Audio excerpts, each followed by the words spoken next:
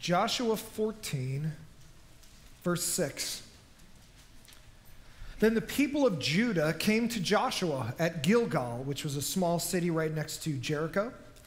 And Caleb, the son of Jephunneh, the Kenizzite, said to him, "You know what the Lord said to Moses, the man of God, in Kadesh Barnea concerning you and me.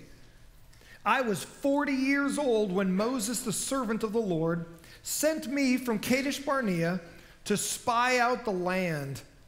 And I brought him word again, as it was in my heart. But my brothers who went up with me made the heart of the people melt." Underline this phrase. "Yet I wholly," circle holy, "yet I wholly followed the Lord my God." And Moses swore on that day, saying, "Surely the land on which your foot has trodden shall be an inheritance for you and for your children forever. Because," underline this and circle it, "because you have wholly followed the Lord my God. And now, behold, the Lord has kept me alive, just as he said, these 45 years since that time the Lord spoke his word through Moses, while Israel walked in the wilderness. And now, behold, I am this day 85 years old. I am still as strong today as I was in the day that Moses sent me. My strength now is as my strength was then, for war and for going and coming. So now give me this hill country of which the Lord has spoken on that day. For you heard on that day how the Anakim were there, with great fortified cities. It may be that the Lord will be with me and shall drive them out, just as the Lord said." Then Joshua blessed him, and he gave him Hebron to Caleb, the son of Jephunneh, for an inheritance. Therefore, Hebron became the inheritance of Caleb, the son of Jephunneh, the Kenizzite, to this day. Underline it, because he wholly followed the Lord, the God of Israel. Now, the name of Hebron formerly was Kiriath Arba. Arba was the greatest man among the Anakim, and the land had rest from war. Isn't it nice to get paid? It's nice to get paid. After you've worked hard, the rewards you get, man, it's nice to see that check. For those of us that clean homes for a living, or we've got our own business, or you work in the mall, or you work in car sales or something, some of us get paid every 2 weeks, and we can look forward to that paycheck. We're like, man, when does that paycheck come? Some of us get paid per sale. Or some of us get paid whenever those sales clear. So it could be once a month, could be once quarterly, or whatever it is. But it's so nice after you put the labor in to actually get the reward for being faithful to finish whatever the job required of you. And we're going to look at a guy this morning that is going to take a peek inside of your own life and my own life, because it deals with the aspect of faithfulness. It deals with an aspect that you and I really have never much encountered in our society, because our society is not faithful. Our society is a retreat and leave culture, whereas Caleb is a always forward, always faithful type of man of God. So let's look at it this morning. Number one, Caleb had a heart of faith. Number one, Caleb had a heart of faith. So I'm going to give you some background so everybody knows. If you're just joining us today, or whether you're online or here, I want to give you some background so you know what's happening here. After Israel had split the land of Canaan in two by defeating cities in central Canaan, so this is the promised land they're talking about, over the next few years, they systematically went south and then north, conquering most major kingdoms. So look at this map. So let me give you the turbo version of this story. Everybody get ready. So there's the nation of Israel. Watch. Everybody watch. There's the nation of Israel. They're about 1.2 million people. Previous to this, they existed as slaves in Egypt, which is down by the carpet. So slaves are down in Egypt as a people group. The whole nation of Israel is in slavery. God sends them the famous story of Moses to come get the people of Israel. Moses leads all these people out in the famous stories of crossing the Red Sea and all those stories. That's when Moses drew the whole nation out, and Pharaoh couldn't stop them. So now the people of Israel as a nation eventually travel all the way to the border of Canaan, which is modern-day Israel. Canaan basically ran from the Dead Sea right there over to the Mediterranean Sea and up to where the top where it says Northern Campaign. It's kind of a pizza-shaped piece of land. Well, they had come up from the south, from Egypt, which is way down by the carpet, and they came through the Sinai Desert, and they ended up down in the south area of Canaan. So now Moses says to Joshua and Caleb and 10 other spies, so there's one spy from each tribe, 12 tribes of Israel. Each tribe sends a guy. Joshua's one of them, and Caleb's the other guy. And there's 10 others. They go up into Canaan, and they spy out the land. And for about 40 days, they head back down to the people who are waiting down there for the report. They come and tell the nation of Israel, hey, it's kind of scary. The people are big. There's huge fortified cities. We're a nomadic people, so it's going to be kind of rough. And I don't think we're going to be able to take it. I think we're all going to die.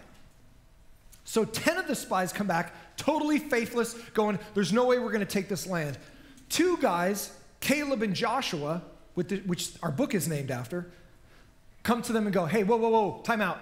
God just brought us up from slavery with miracles. We didn't even fire a slingshot at Pharaoh, and the whole nation came out. If God can do that, he can get us into the promised land. So only Caleb and Joshua are like, let's go. But the whole nation listened to the other 10 spies. And it says their hearts melted, meaning they had no courage. So here's what happened. Ready? God, instead of taking them into the promised land because they were faithless, turned them around, and they wandered around in the Sinai desert for 40 years. Until the generation that said, we can't take it, they all died. Their kids who grew up for that 40 years became the adults that went into Canaan. And guess who's the only 2 people from the original slave generation that went in? Was Caleb and Joshua. Not even Moses made it in. God even put Moses to death for being faithless, but Caleb and Joshua are the only 2 out of 1.2 million. That's pretty bad odds. 2 guys out of the whole nation is faithful. So Caleb and Joshua lead the nation of Israel, watch, from the right-hand side, from the east of the Dead Sea right there, the lowest place on the face of the earth. They go across the Jordan River, which connects the Sea of Galilee, where Jesus walked on water up at top of your picture. Went across there, and it's genius military strategy. It's called divide and conquer. They went right through the middle, defeating the cities of Jericho, Ai, and Gibeon. And once they got that, they went south, defeating nations, and then they went north, defeating nations, which is the yellow there. And the reason I tell you all that is this. The last time we looked at this picture, the last time I preached on this, Gibeon had just been helped by Israel. This was 4 years ago. So ready? We fast forwarded 4 years. Listen, Israel has now conquered the whole slab, and they're at peace. Now they're going to start handing out the land to where all the tribes are going to get their allotments. Everybody gets their allotments all up and down the land of Israel, ancient Canaan. While they were local or regional clans left for individual Israelite tribes to fight, Israel had finished warring as a nation. Now, as they were getting ready to settle the land, Joshua divided the land into the tribal allotments promised by Moses. So here's another picture. Look at this. Pay attention so you don't get lost. This is where all the tribes ended up. So look at this now. 3 tribes, actually 2.5, ended up to the east of the Jordan River. They didn't even cross over into the Jordan, into modern-day Israel or ancient Canaan. They stayed to the east, the tribe of Reuben, Gad, and the half-tribe of Manasseh. But everybody else went in, all the other 9.5 tribes, and this is where they all got their allotments. So now it's been 4.5 years of warfare. They've finally settled the land. All the tribes are getting their spots. I want you to see this. Caleb is from the tribe of Judah at the bottom. he gets a city called and an area called Hebron. He is the only guy, listen to me, he's the only guy outside of Joshua who gets a personal piece of the land. All the tribes get lands, but he's one of the only guys that goes, I want this land, and God goes, you can have it. He gets his own personal piece of the land, reward from God himself. Not as a tribe, as his own self. As Caleb was one of only 2 spies, the other was Joshua, who encouraged Israel to enter Canaan 45 years earlier, he was given the special area of Hebron. Listen to me. Faith with action has a reward. Ready? Listen to me. Faith with action has a reward. Don't think you can be faithless and have God bless you. Here's the hard truth. Why in the world would God bless your faithlessness?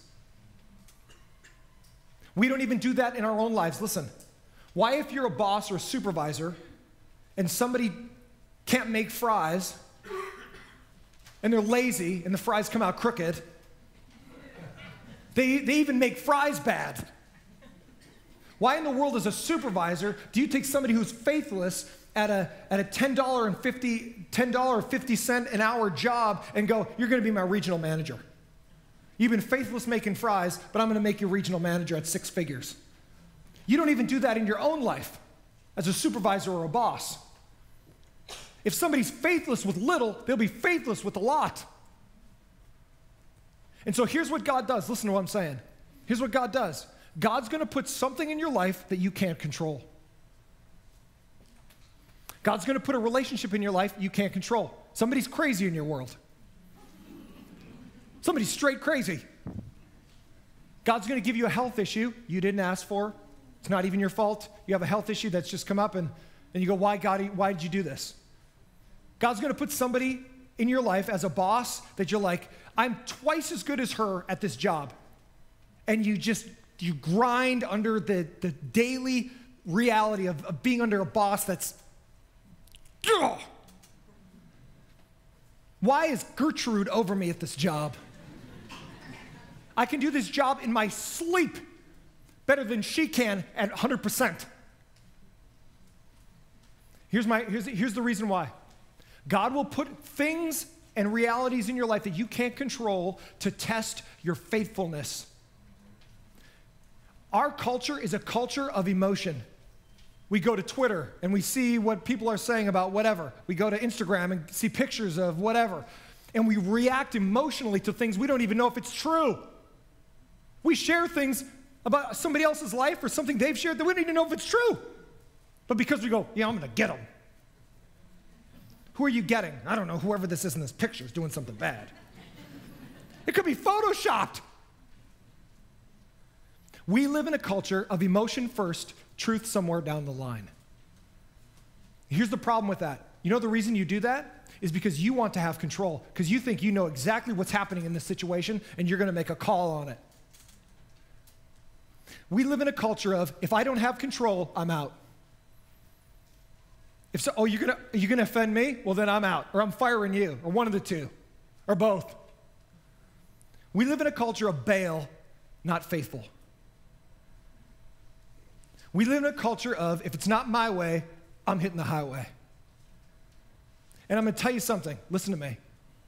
You don't even bless unfaithful people in your own life. Why in the world would God bless you when he puts a situation in your life that you can't control, but you go, I'm not gonna deal with this, I'm just out? Why would God bless your faithlessness? I'll tell you one thing, he won't. You don't even bless faithless people in your life. Don't act on your emotion, act on what's true. Because when you make calls in your life based on what's true, God will bless you.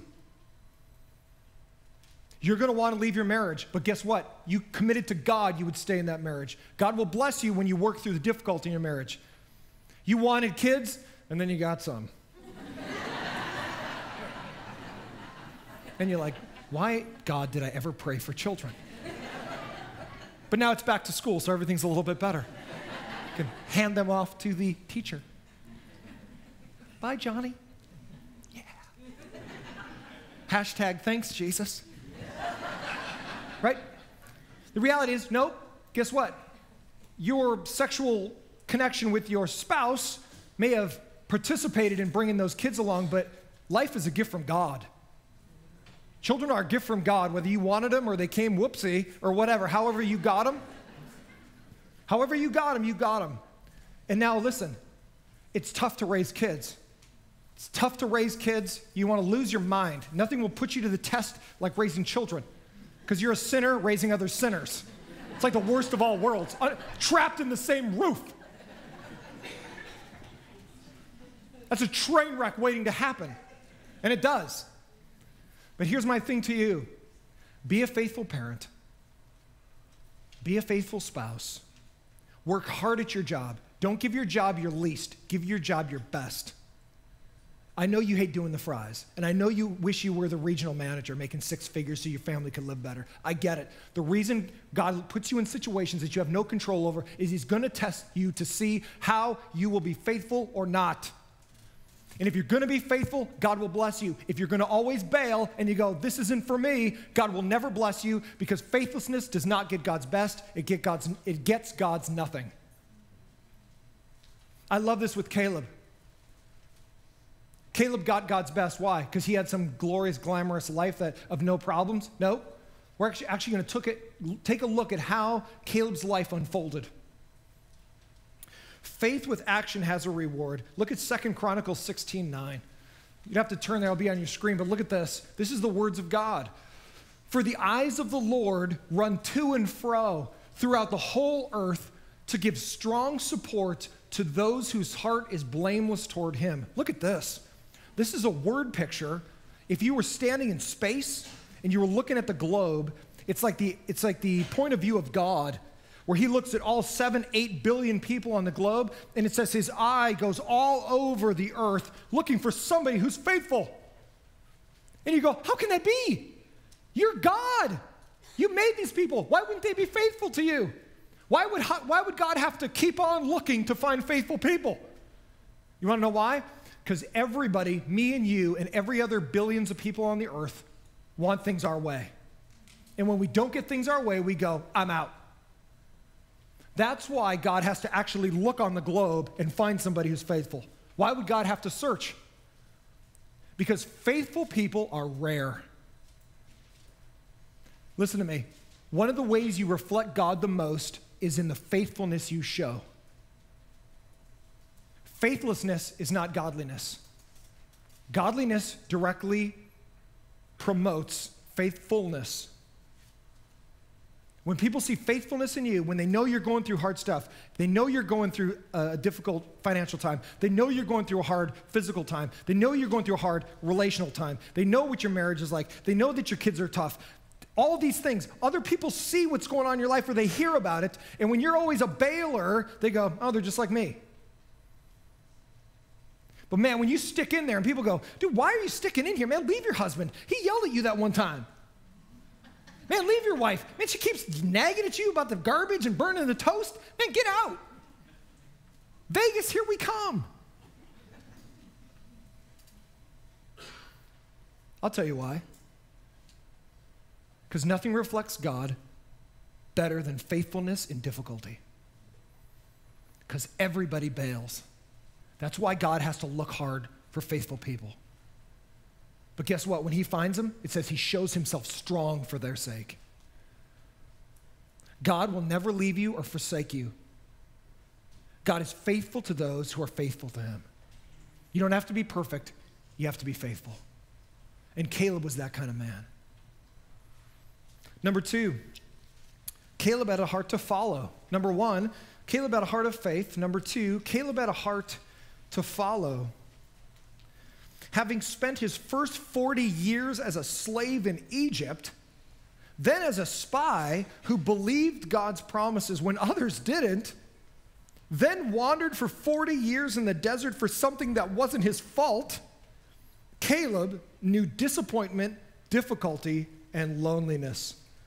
But he never wavered in his desire to follow God. Everybody buckle up, listen. You may not be able to choose your circumstances, but you can choose your response. Ready? I wish I could tattoo this on the inside of your eyeball. So every time you open your eyes, you see this. It's like Minority Report. It just kind of pops up in your vision. You may not choose your circumstances, but you can always choose your response. What's the thing you have control over? It is always your response to circumstances. God's going to put circumstances on you you didn't choose. You didn't choose cancer. You didn't choose to have a difficult kid. You didn't choose to have that lame boss. You didn't choose to have the financial situation you're in. You didn't choose some of these things. I grant you that. It's hard. It's difficult. There's no question. But that's not a reflection of God's hatred of you. That's a reflection of God's testing of your faithfulness. You may not be able to choose your circumstances, but you can always choose if you're going to be faithful. You always can choose your response. And Caleb did that. You think Caleb had it easy? Let me help you. Let's peel a layer back and look at a guy's life. Caleb spent the first 40 years as a slave in Egypt, living in the ghetto. The first 40 years when he was born, wah! You know what his outlook in life was? I'm going to be a slave the whole rest of my life. No American dream, not working my way up from here. I'm doing what somebody else told me. I'll never own my own property. I'll never own my own stuff. I'm going to probably get beat and hated, and I'm going to be lower class my whole life. And guess what? That's exactly where he was for 40 stinking years of his life. All his childhood, no great dreams, no great nothing. He's working as a slave from the day he's born. For 40 years, till he's an adult. He's burned his whole childhood and young adulthood being somebody else's slave. But guess what? Still a man of God.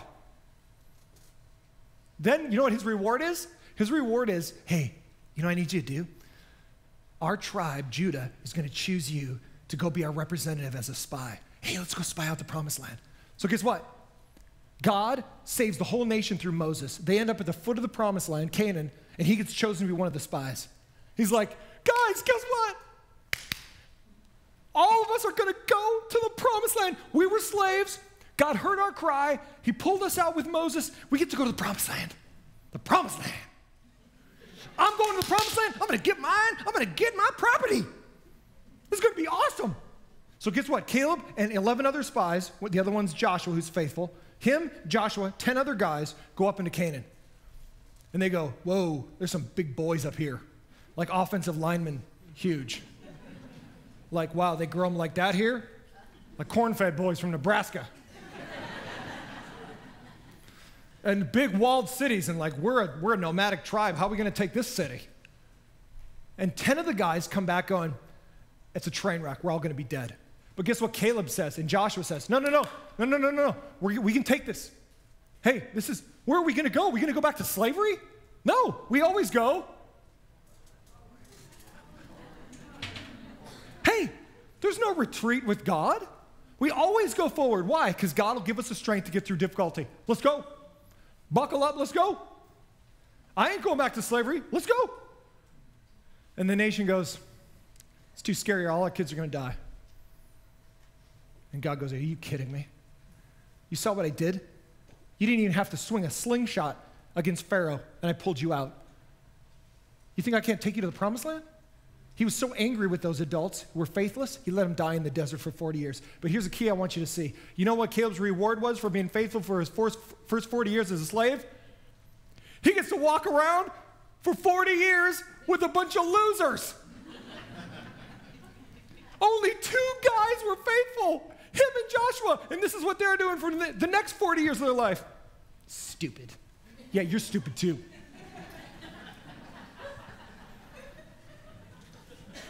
Dude. Oh, you know, well, it wasn't my fault. Yeah, you're stupid. All y'all. I'm from the South. All y'all, 1.5 million are stupid. Me and Joshua here, we're the only ones that said, let's go. And you guys are like, no, we can't go, too scared. Now we got to walk around this stupid desert till y'all dead. Can you imagine that? Here's the reason I tell you that. Look at Caleb's life. Take the veneer off and look at his life. First 40 years till he's an adult, I'm a slave. I have no hope. I'm staying down. I live in the ghetto of Egypt. Literally a dirt home. God miraculously rescues me. I'm in. Let's go. Let's go to the promised land. Other people are faithless. He has to pay for somebody else's sin. And guess what? He still doesn't go, God, I'm out. He goes,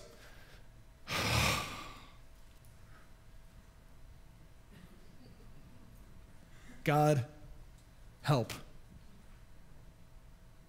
Guess what now? For 40 years, he wanders around as punishment that he didn't do. And he still doesn't leave God. Now he's 85 years old. He's known, walk with me, he's known disappointment, discouragement, loneliness.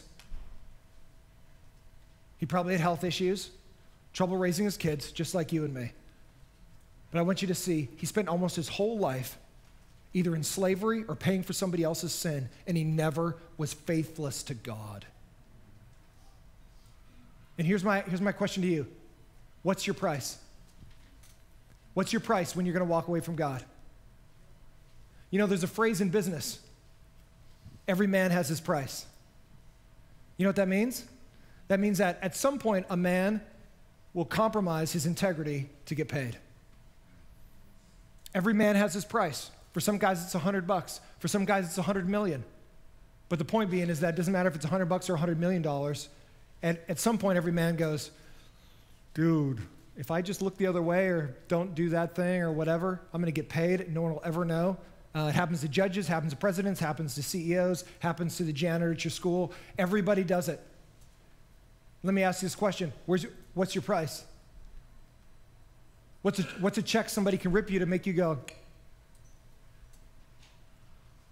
I didn't see that.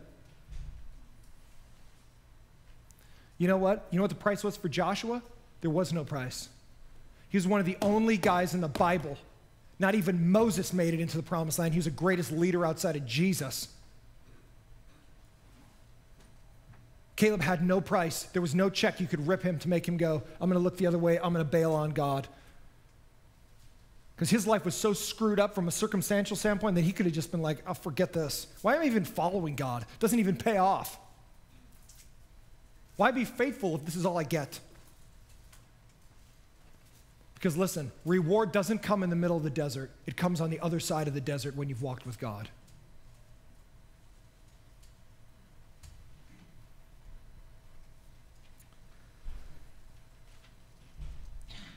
Though Caleb was a leader, a warrior, and a man of God, he never overstepped his role in humbly supporting Joshua, who was once his equal as a spy, when God chose Joshua.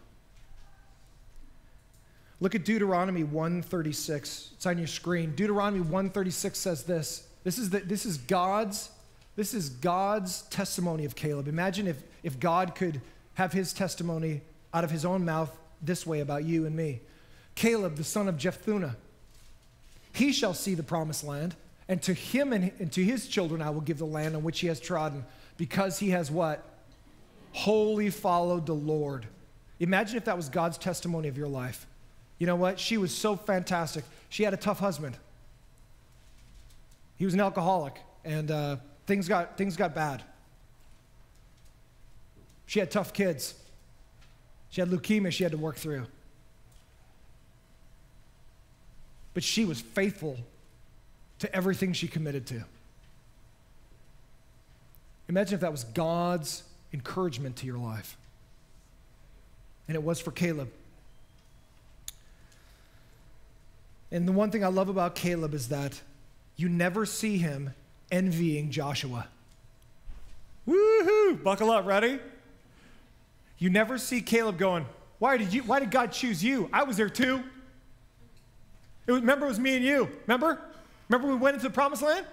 Why do you get to run this nation? Because Moses dies and God gives it to the whole nation to Joshua. Caleb doesn't get to run the land, or the whole nation. So why Joshua, not me, God? Why are you ripping me off? I was there too. Plus, I think I could take Caleb in a fight, or I could take Joshua in a fight. Let's go. Hey, Joshua, you ain't tough. You see these guns? Let's go. Dude, Caleb's a stud. Caleb's a warrior. Caleb's like MMA style. And you know what? You never once hear Caleb going, God ripped me off. I was faithful too. Where's my peace? Why another leader? Why did he choose Joshua over me? You know what I love about that is this. God opposes the proud, but exalts the humble. You got pride in your life? God's going to oppose it. God opposes the proud, which is the reason you're probably frustrated in your life.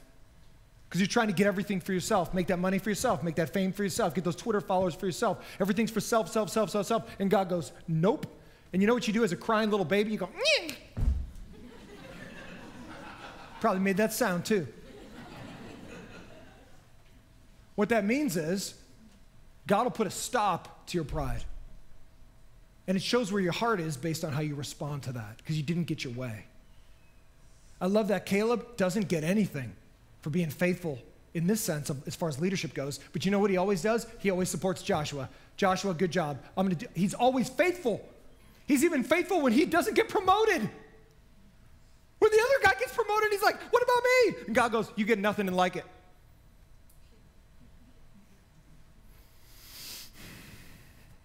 Okay.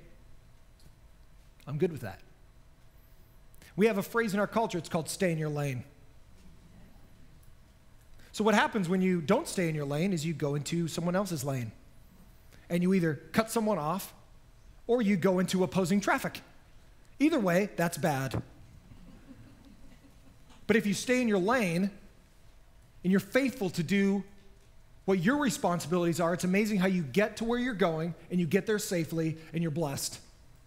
But when you go, what about this lane? And you go into this lane and you end up injuring yourself and other people. Now, if God merges you into a different lane, into a different season of life, good for you.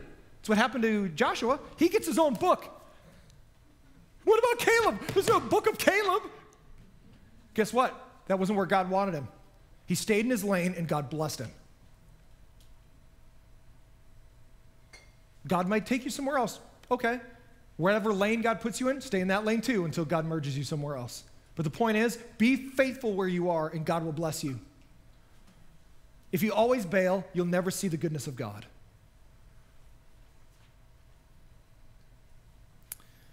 People of God recognize the hand of God and support the work of God so they can be blessed by God. Caleb had a heart of faith. Caleb had a heart to follow.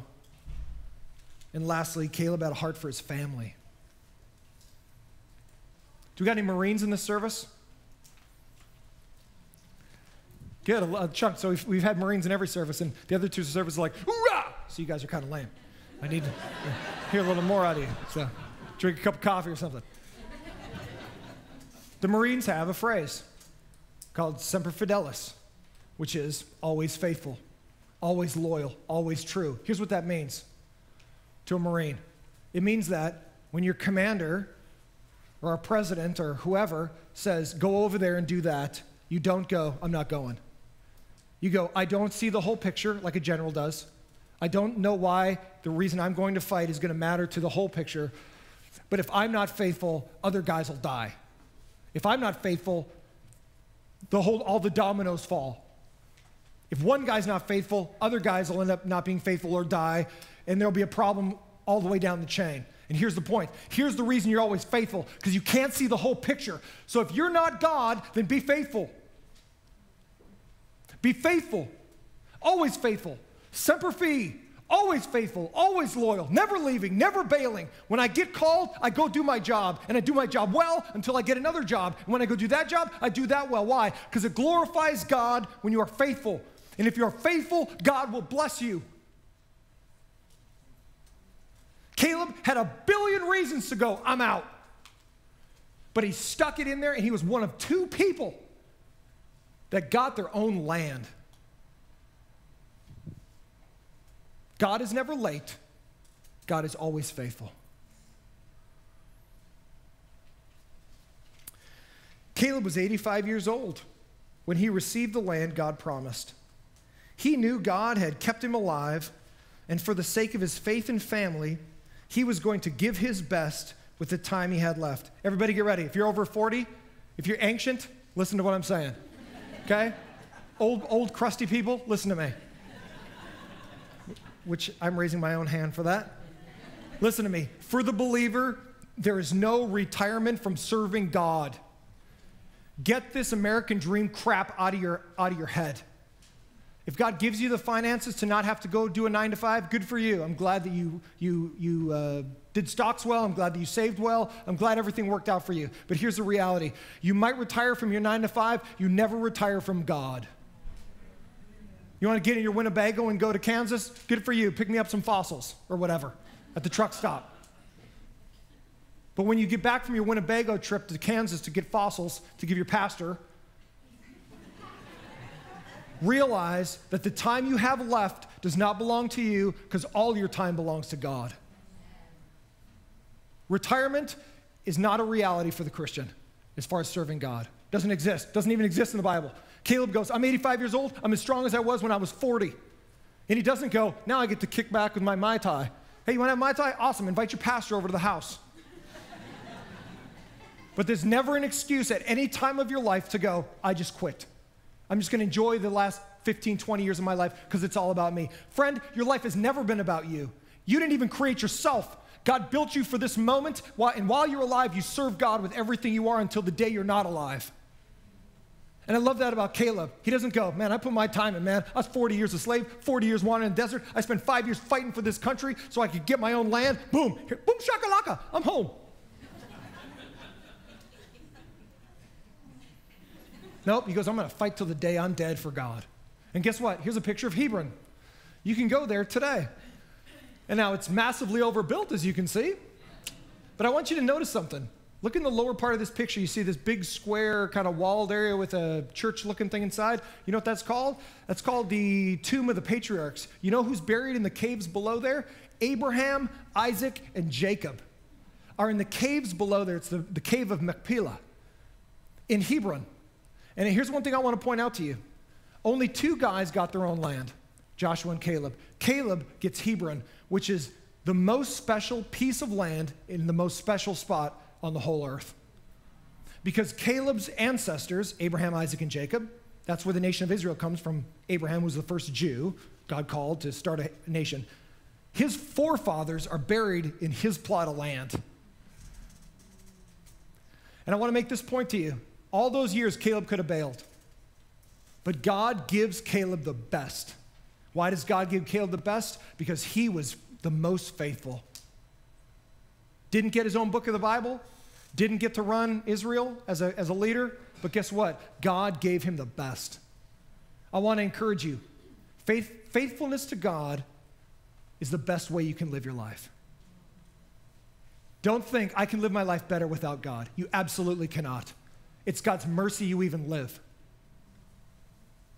Give your best to God because God loves you and God will bless you. Life belongs to God. How we live it is up to us. As a father, Caleb made sure his daughter, Achsah, married an industrious man of God, Othniel. And while land blessing usually passed to the next male heir, he gave some to his daughter Achsah as well. Godly fathers protect, guide, and bless their children. And I love in Joshua 15, verses 13 through 19, I'm not going to read the whole thing, but in verse 19, Achsah, in Joshua 15:19, Achsah, his daughter, says to him, give me a blessing since you have given me the land of the Negev. Give me also springs of water. And Caleb, her father, gave her the upper springs and the lower springs. You know what's interesting about this is that Joshua, as a father, wants to bless his kids. And guess what? You can go visit one of the springs that Caleb gave to Achsah, and it's right here. Here's one of the springs right in the middle of the desert that you obviously, if you're going to get land, go ahead and put the picture of the spring up. If you're going to get land, you need water. And right in the middle of the desert are these springs. You need to be able to feed your animals. And when we go to Israel, we'll go there. Some of these are the springs by En-Gedi, where David hid out from Saul, and he was able to drink in the middle of the desert. And so Caleb gives his daughter the best. And she marries a guy, listen, she marries a guy named Othniel, who the next book after Joshua is the book of Judges. Guess who the first judge of Israel is? Is Othniel, which is Caleb's son-in-law. And I say that for this reason. Old people, ready? The best inheritance is a godly heritage. Let me leave you with this. Ready? Those of us that are over 40, I never understood the term over the hill until I started to go over the hill. And I needed glasses, and my back went out. And then all the pains of your body goes, you're not 19 anymore. Stop thinking you are. And so as we start entering the backside of our life, maybe some of us have made a little bit of money. Maybe we haven't made money or whatever. Listen, your kids don't need your money. They don't need the cars. They don't need all that stuff. If you can pass those things along, great, good for you. But understand this, the best thing you can leave your kids is a legacy of godliness. Because kids are going to crash your car. The minute you're dead, the minute your heart stops beating, they're going to spend that money. They're going to buy the Ferrari and they're going to wrap it around a pole. At the end of the day, they don't need your cash. What they need is your godliness passed on to them. You don't have to be perfect, but here's the thing. Your daughters and your sons need to leave your house going, well, my parents weren't perfect, but man, they tried to live for God.